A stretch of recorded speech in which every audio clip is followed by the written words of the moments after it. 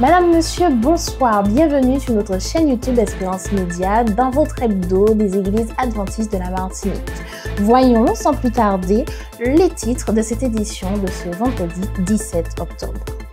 On débute du côté de l'église Sion au Mont des Est où une semaine pas comme les autres a permis à tous de se reconnecter à l'essentiel, apprendre ou réapprendre à mettre Dieu en premier dans leur vie, Dieu d'abord.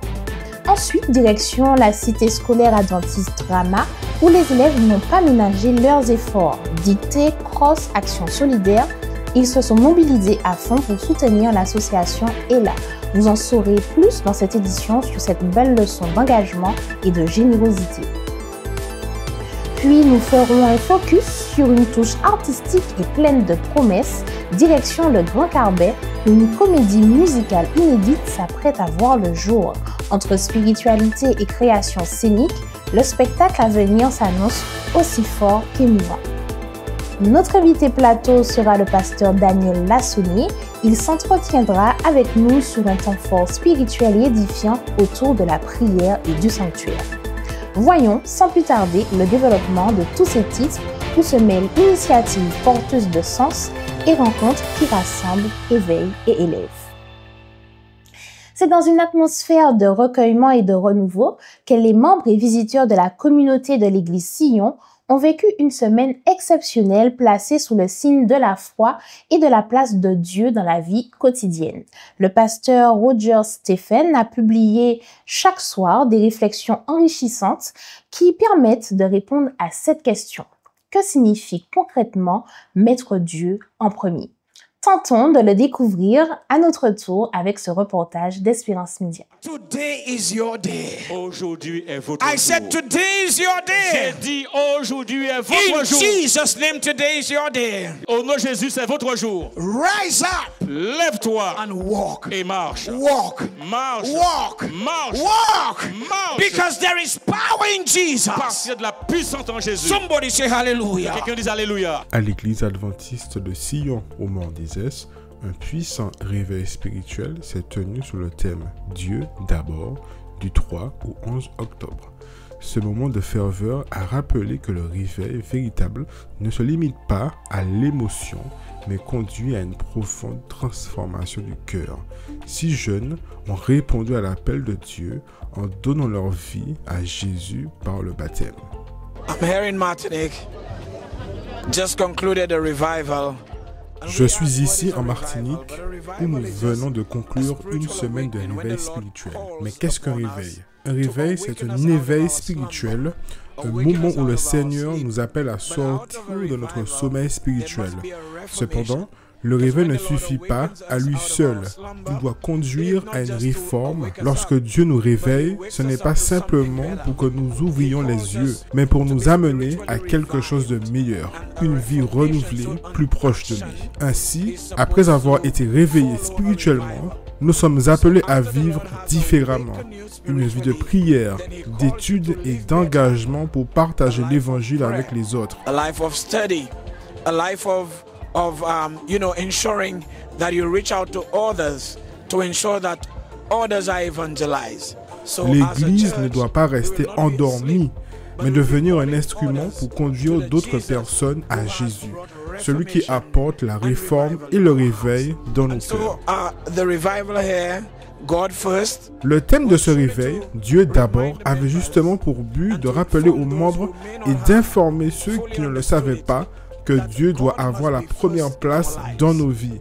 Malgré tout ce qui se passe autour de nous, gardons Dieu au centre de notre existence spirituelle.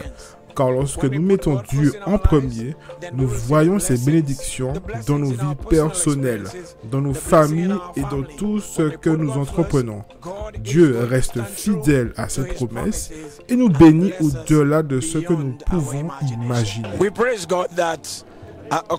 Nous rendons gloire à Dieu car un appel au baptême a été lancé dès le mercredi soir. Et 6 âmes précieuses ont donné leur cœur à Jésus. 6 jeunes, dont 4 étaient des éclaireurs de l'Église. From the church. So 6 precious souls give their hearts to Jesus. I know every time that a call is made, Je sais que chaque fois qu'un appel est lancé, certains ressentent la conviction du Saint-Esprit sans pour autant prendre une décision. my encouragement, my counsel, my advice to Mon everyone. conseil, ma prière, c'est de ne pas remettre à demain ce que Dieu te demande aujourd'hui, car nul ne sait ce que demain nous Don't réserve. procrastinate and say tomorrow, because you don't know if tomorrow will ever come. So anytime the opportunity is given, Lorsque le Saint-Esprit te parle, n'endurcis pas ton cœur. Accepte Jésus tant qu'il est encore temps. Comme ces six jeunes qui ont répondu à l'appel et ont choisi de suivre le Christ. because you don't know what tomorrow holds.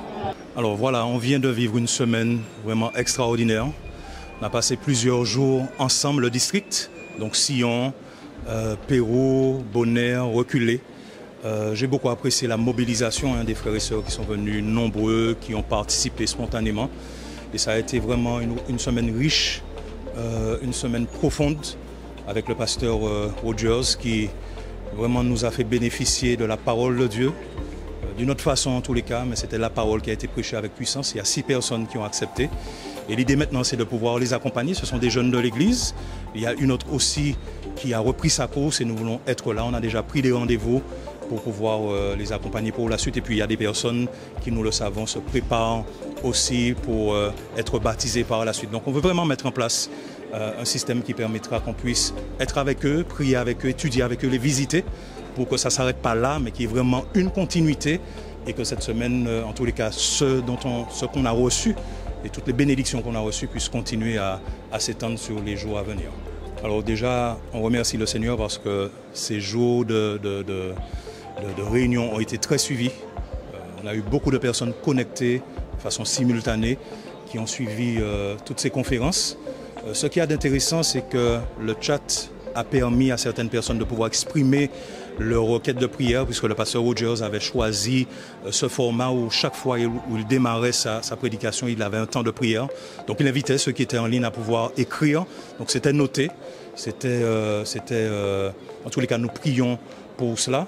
Et puis il y avait aussi la possibilité pour ceux qui étaient connectés de pouvoir remplir les fiches, de pouvoir dire aussi si elles souhaitaient être visitées, contactées, se préparer pour le baptême. Donc il y avait tout un dispositif mis à disposition pour que ceux qui soient en ligne ne soient pas lésés par rapport au fait qu'ils n'étaient pas sur place avec nous. Donc il y avait aussi ce contact qui permettait, ou qui nous permet en tous les cas aujourd'hui de pouvoir garder le lien, les appeler et pouvoir les visiter aussi pour ceux en tous les cas qui sont en Martinique, puisqu'il y a des personnes qui ont suivi au niveau de l'international. C'était un moment formidable que nous avons pu passer ensemble à l'église cette semaine et où j'ai vu la manifestation de l'Esprit Saint, où des âmes se sont données au Seigneur. Maintenant, nous avons eu ce moment de réveil. Maintenant, ce moment maintenant, c'est de prendre des décisions, à suivre Dieu convenablement et à marcher avec lui comme il le voudrait. Un témoignage vibrant que lorsque nous plaçons Dieu en premier, il renouvelle nos vies et bénit notre communauté. Dans un autre registre, mais avec tout autant de ferveur, les élèves de la CSA Rama se sont mobilisés avec cœur et énergie autour de l'association ELA. Journée solidaire et sportive au collège de la CSA Rama, où les élèves ont répondu présent à l'appel de l'association qui lutte contre les leucodystrophies. Au programme de cette journée du 15 octobre, dictée solidaire, cross et autres activités ludiques. Autant d'activités qui ont permis aux enfants de comprendre la maladie et de soutenir la cause. Un appel aux dons a également été fait auprès des parents qui rappellent que chacun peut agir à son niveau pour soutenir les familles et la recherche médicale. Voici les images captées avec Espérance Média Martinique, illustrant parfaitement la conjugaison entre un engagement citoyen, éducation et solidarité, et montrent comment les actions concrètes permettent de faire passer un message fort aux jeunes générations. Journée pas comme les autres pour les élèves du CSA Rama, qui aujourd'hui ont enfilé leurs chaussures de sport pour une occasion bien spéciale, la lutte contre les leucodystrophies. Joëlle Alibo, représentante de l'association ELA en Martinique, a assisté à cette journée. L'association ELA, elle a été fondée par des parents dont leurs enfants ont été atteints de cette maladie, la leucodystrophie. Et ils ont voulu, comme c'est une maladie dite orpheline, ça veut dire que bon, elle n'est pas prise en charge par l'État, ils ont voulu créer l'association pour s'entraider et voir quelles solutions on pouvait trouver pour ces enfants. L'association elle a 4 missions principales. La première, c'est de soutenir les familles, les aider, puisque avoir un enfant atteint de cette maladie, ça génère des coûts. Donc on aide les familles, on leur apprend aussi pour les nouveaux parents malheureusement, de mieux connaître la maladie, de savoir comment pouvoir la gérer au mieux. L'association investit dans la recherche pour pouvoir trouver des solutions et il y a des petites avancées par rapport à ça. Il y a aussi effectivement de donner de la visibilité en faisant justement connaître la maladie et donc susciter les aides, les dons qui font vivre l'association. Comme je l'ai dit aux jeunes tout à l'heure, quand vous faites ça, vous courez symboliquement pour ceux qui ne le peuvent pas, mais en même temps vous donnez de la visibilité sur la maladie par ces actions-là. Aujourd'hui par exemple, à force de multiplier ces actions, il y a beaucoup plus de visibilité, donc plus d'apport de dons.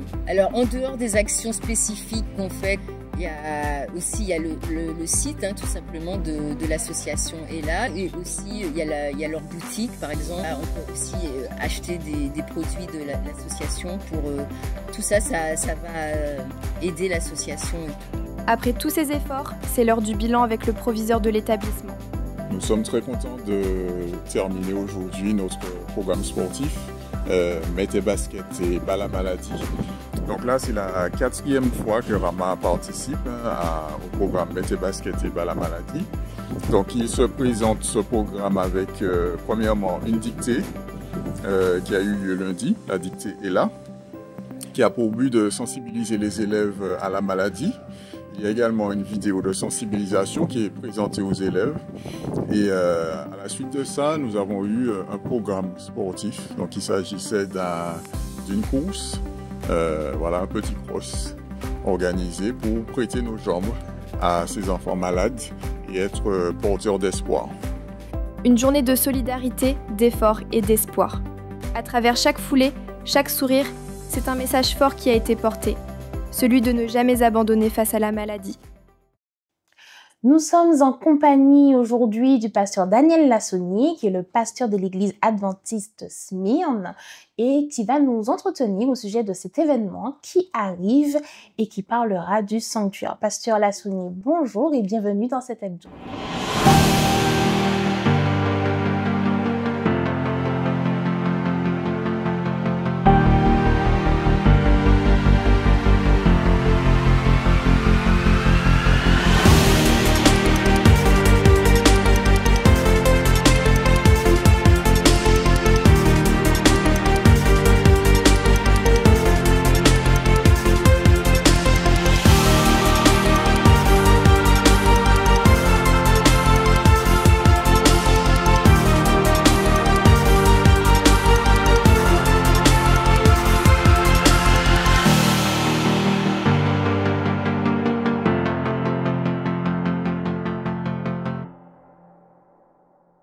Est-ce que tu peux nous parler de cet événement qui aura lieu à l'église adventiste Smyrne?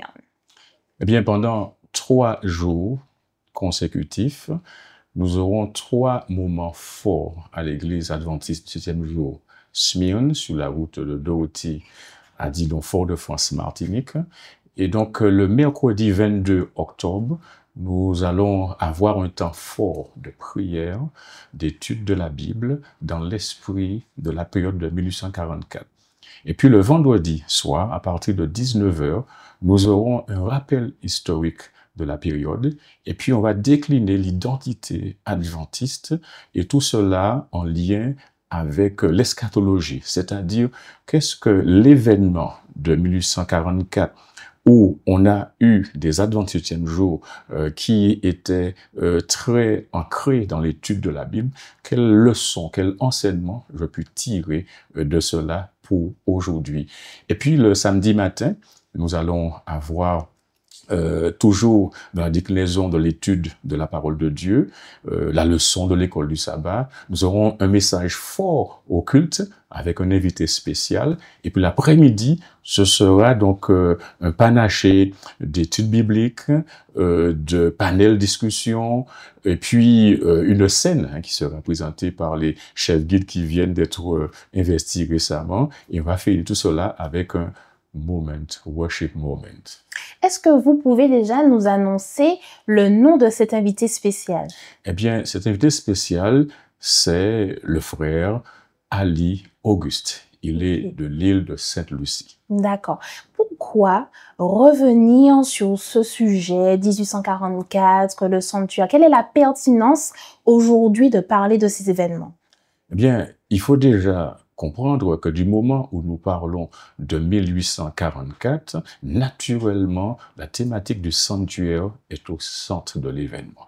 On ne peut parler de 1844 si on n'évoque pas la notion du sanctuaire. Pourquoi? Parce que ça s'inscrit dans cette prophétie des 2300 jours exprimée dans Daniel chapitre 8, verset 14, où il est dit « 2300 soirs et matins, puis le sanctuaire sera purifié. » Et ceci est très important pour la simple raison qu'à cette date, Jésus est entré dans la seconde phase, mais aussi la dernière phase de son ministère d'expiation. Et plus encore, et ceci est très important, cela consiste donc en un jugement investigatif en préparation à l'élimination définitive du péché. Mais soulignons aussi ce point. Et ce point que je souligne là maintenant est très important parce que à l'achèvement du ministère de Jésus-Christ dans le sanctuaire céleste, eh bien cela va marquer la fin ou l'expiration de ce qu'on appelle le temps de grâce pour l'humanité, juste avant la seconde venue de Jésus. Donc il est important que nous comprenions que cet événement-là doit nous parler et nous interpeller profondément quant à notre préparation pour le retour de Jésus. Ok, est-ce que tous sont concernés, du plus petit au plus grand? Quel public est attendu à Smyrne lors de cet événement? Eh bien, j'aime bien la façon dont tu as résumé cela. Grands et petits. Nous sommes tous concernés parce que nous faisons partie de l'humanité. Et en ce sens-là, la question donc de l'invitation est universelle. Maintenant, il y a une emphase particulière que nous voulons mettre dans l'affermissement de nos membres d'église, de nos frères et sœurs, pour qu'ils puissent comprendre le rôle fondamental dans la transmission de ce message essentiel qui est un élément fondamental pour l'adventisme. On ne peut mettre à côté le message du sanctuaire, la doctrine donc du sanctuaire. Donc nous invitons tous les frères et sœurs de la Martinique, et même ceux qui ne sont pas de notre congrégation, communauté, ils sont invités à venir, la porte est ouverte. D'ailleurs, Jésus a dit, et j'aime bien cet esprit-là, qui nous ramène à 1844, « Ma maison sera appelée une maison de prière pour tous les peuples. » Merci beaucoup, Pasteur Lassouni. Est-ce qu'on peut encore rappeler ces dates et puis est-ce qu'on peut rajouter quelque chose pour encourager tous ceux qui nous regardent, tous ceux qui nous écoutent à venir à cet événement? Donc, ce que je peux dire, c'est que il y a de la place pour tout le monde. Le mercredi 22, nous aurons un temps fort de prière et d'étude de la Bible. Le vendredi, ce sera un formidable rappel historique par un historien. Et nous aurons une présentation magistrale autour de l'identité adventiste et tout cela en lien avec l'eschatologie, notre période. Et le samedi après-midi, à partir de 16h, ce sera le bouquet final. Ne ratez pas cet événement. Ben, rendez-vous du 22 au 25 à l'église adventiste. Merci beaucoup de votre venue sur notre plateau et à bientôt. C'est moi qui te remercie et bienvenue aux auditeurs. Merci. Le mercredi 29 octobre 2025 à 15h45, le rideau de la scène du Grand Carbet se lèvera afin d'accueillir une comédie musicale. Il n'y a pas de quoi s'inquiéter. Cette comédie est inspirée de l'histoire de l'Arche de Noé, un spectacle inédit mêlant foi, art et engagement solidaire. porté par le ministère de l'Enfance et de l'Adolescence de l'Union des Antilles et de la Guyane française, en collaboration avec les fédérations Martinique-Guadeloupe et la mission de Guyane. À travers cette mise en scène vivante et pleine de symboles, la pièce mettra en lumière des valeurs essentielles telles que la foi, la solidarité et le vivre ensemble. Au-delà de la dimension artistique, cette initiative poursuit un objectif plus vaste, qui est de soutenir les enfants défavorisés de Guyane et financer des projets éducatifs et durables portés par le MEA. Espérance Média nous propose l'interview exclusive de Madame Marie-André Marcias, responsable des ministères de l'Enfance et de l'Adolescence et de l'Éducation, qui porte ce projet de comédie musicale. Écoutons. Madame Marcias, pourquoi avoir choisi de raconter l'histoire de Noé à travers une scène musicale? Généralement, l'histoire de Noé est très captivante pour les enfants et compte tenu du fait que nous avons appris pendant les 5 dernières années des valeurs aux enfants et nous avons pensé que cette histoire était très appropriée pour faire émerger les valeurs que nous avons apprises telles que la tolérance, le vivre ensemble, la solidarité, entre autres. Voilà. Du coup, ce projet réunit 3 territoires, donc la Martinique, la Guadeloupe et la Guyane. Qu'est-ce que cette collaboration représente pour vous? Mais c'est quelque chose d'extraordinaire, c'est passionnant parce que la Guadeloupe qui se prépare de son côté, la Guyane, il y a une interaction, la Martinique et à partir du 26, tout le monde sera ensemble pour les répétitions finales. Tout le monde est déjà apprêté, préparant les costumes, préparant son texte. Et c'est beaucoup de boulot, j'avoue, beaucoup de boulot, mais c'est passionnant et on attend ce moment avec impatience et surtout avec les prières des uns et des autres. Voilà. Alors, au-delà du spectacle, il y a une dimension de solidarité forte. Est-ce que tu peux nous en dire un peu plus? Alors oui, parce que nous ne voulons pas faire pour faire, nous voulons donner du sens, que les enfants donnent du sens à tout ce qu'ils font. Donc en fait, ils doivent soutenir, ils sont appelés à soutenir les enfants défavorisés de la Guyane française. Comment? Eh bien, le jour J, ils vont au Grand Carbet, parce que ça aura lieu au Grand Carbet de Fort-de-France. Ils vont emmener des kits d'hygiène, dentifrice, eau de toilette, déodorant, mais uniquement pour les enfants et les adolescents, parce que ce sont eux qui sont à l'honneur. Et le Secours Adventiste aura la joie, le plaisir, qui est notre partenaire sur le projet, et va tout récupérer et va nous aider dans la mise en œuvre de tout cela. Que souhaitez-vous que les enfants, les familles retiennent de ce moment? Eh bien, nous voulons qu'ils retiennent les valeurs qui seront enseignées, surtout que Dieu est bon, et puis aussi que les enfants gardent de bons souvenirs de l'interaction qui a été mise en place entre les enfants de Guadeloupe, Martinique, Guyane, et le bel échange culturel, le bel échange spirituel, et puis aussi ce qu'ils ont apporté. Que cela les aide dans le futur à être des enfants en mission. Nous vous proposons une nouvelle rubrique dans votre hebdo, Pasteur répond. Et aujourd'hui, pour cette première, nous accueillons le pasteur Kendi Sigère. Pasteur Sigère, bonjour. Merci pour l'invitation, bonjour. Avec plaisir. Le sabbat étant cité dans l'Ancien Testament, qu'est-ce qu'il fait qu'il est encore d'actualité aujourd'hui? Alors déjà, il faut savoir que Jésus, dans le Nouveau Testament, déjà observait le jour du sabbat. Ça, c'est un premier point. Ensuite, nous savons aussi que Jésus se rendait à la synagogue le jour du sabbat. Nous avons aussi l'exemple des apôtres, toujours dans le Nouveau Testament, qui observaient, qui célébraient ce jour-là du sabbat. Donc, autant d'éléments qui nous donnent à croire aujourd'hui que, en fait, le sabbat n'a jamais été aboli, puisque tout ce que je dis là se trouve dans le Nouveau Testament. D'ailleurs, lorsque nous lisons le Nouveau Testament de fond en comble, nous ne trouvons pas de texte venant de Dieu lui-même, modifiant le jour du sabbat, c'est-à-dire modifiant le jour du repos, qui d'ailleurs a été établi comme étant le 7e jour, le jour donc du repos, le jour du sabbat. Aucun texte ne mentionne ce changement, en tout cas, du samedi au dimanche. Donc oui, le sabbat biblique, donc du 7e jour, est encore d'actualité.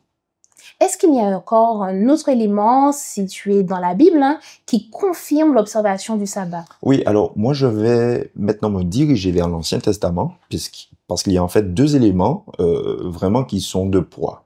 Alors premièrement, nous savons que le 4e commandement nous parle du jour du sabbat, du jour du repos.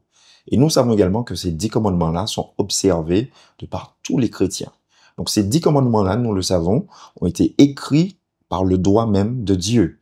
Et donc, ce premier élément-là, dans l'Ancien Testament, nous fait penser que ce jour du sabbat est encore d'actualité. La deuxième chose, c'est que dans Exode chapitre 31, le sabbat est déclaré comme étant une fête perpétuelle. En tout cas, une alliance perpétuelle.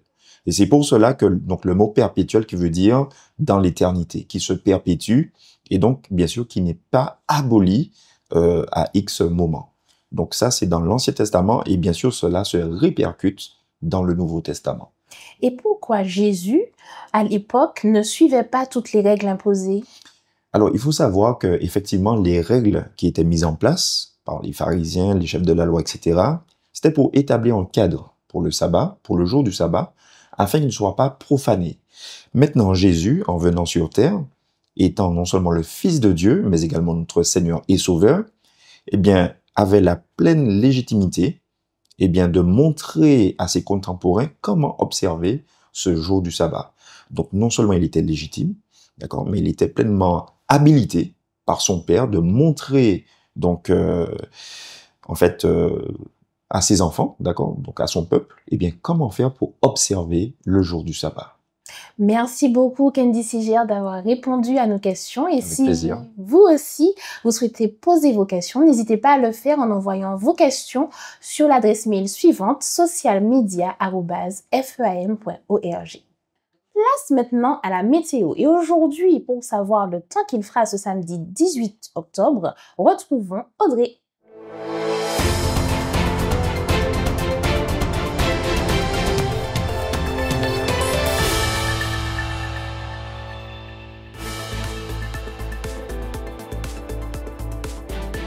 Bonsoir à tous, profitons de ces belles éclaircies qui vont probablement pas durer. Ce soir, un ciel dégagé, quelques nuages en altitude et des températures comprises entre 25 et 28 degrés. Samedi matin, nous aurons des éclaircies sur toute l'île et c'est peut-être la chaleur qui nous réveillera déjà avec un beau thermomètre qui affichera un 29 voire 30 degrés. Dans l'après-midi, quelques averses de prévues, il faudra également s'attendre à quelques orages. Les températures seront de 30 degrés, mais le ressenti risque d'être supérieur. Faisons un tour du côté de la mer. En Atlantique, elle sera peu agitée avec des creux moyens autour de 1,4 m. En Caraïbes, elle sera belle à la côte, peu agitée au large avec des creux inférieurs à 1 m. En fin de journée, Météo France prévoit par moments des averses qui seront en transition vers le sud. Le ciel, lui, sera voilé sur le reste de l'île. Les températures dans la soirée vont redescendre pour atteindre les 26 degrés. La qualité de l'air est considérée comme bonne pour la journée de samedi. Nous serons également encore en vigilance jaune samedi, donc restez attentifs.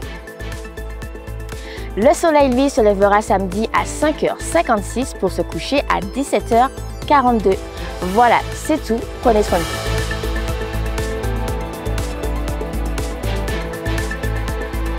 Merci Audrey pour ce point météo. Faisons maintenant un petit tour de vos émissions du week-end sur votre chaîne YouTube Espérance Média Martinique.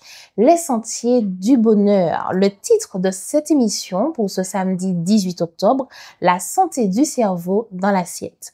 Nous vous proposons d'écouter un extrait.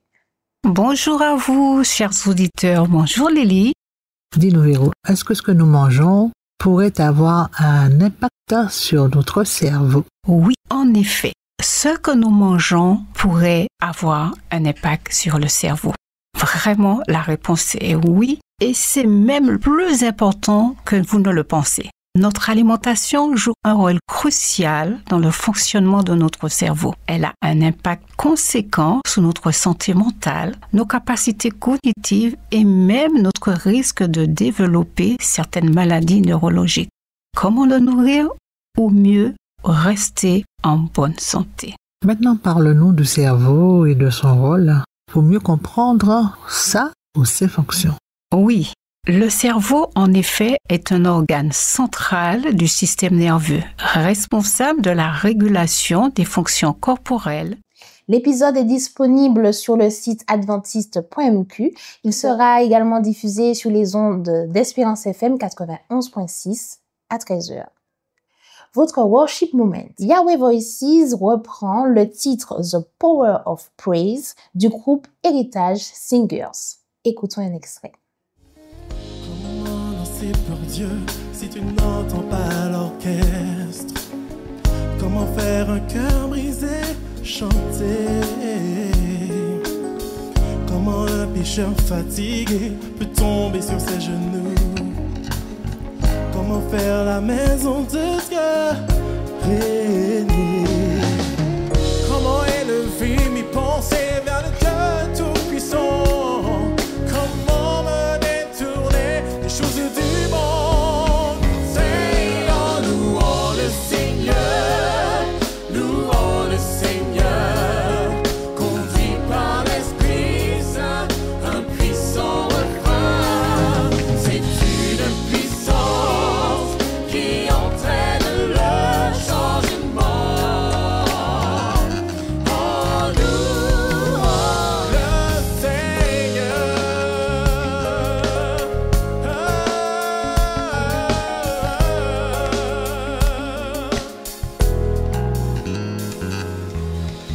La louange enflamme mon âme comme un fer veut se dissiper. Cette musique est déjà disponible sur votre chaîne YouTube Espérance Média Martinique. Votre émission Femmes vertueuses, femmes de valeur est de retour pour une nouvelle saison avec de nouvelles histoires de vie et des expériences.